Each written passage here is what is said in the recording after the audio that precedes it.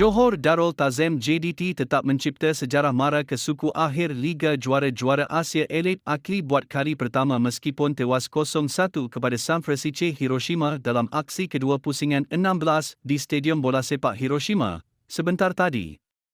Keputusan berkenaan menyaksikan Harimau Selatan menyingkirkan kelab Jepun itu dengan agregat 3-2 hasil kemenangan 3-1 yang diraih pada aksi pertama di Stadium Sultan Ibrahim, Rabu lalu. Ia turut menyaksikan JDT memperbaiki pencapaian mereka di pentas Akli selepas terkandas di pusingan 16 pada musim lalu apabila tewas dengan agregat 0-1 kepada kelab Thailand, Buriram United.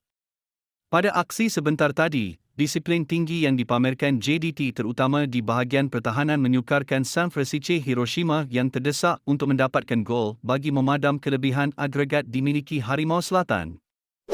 Meskipun Sanfrecce Hiroshima tampak lebih banyak menguasai bola, namun JDT tetap berusaha untuk menguji kubu lawan dengan serangan balas dan percubaan terbaik mereka hadir pada penghujung babak pertama menerusi rembatan Oscar Arribas yang menggegar tiang gol.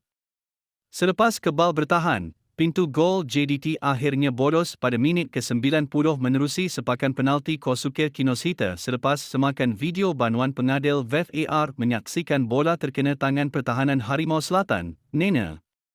Anak buah Munoz kemudian berdepan detik mendebarkan dalam tempoh 5 minit masa kecederaan dan mereka berjaya mempertahankan gawang daripada terus dibolosi hingga tamat perlawanan, sekaligus mengesahkan tempat ke suku akhir.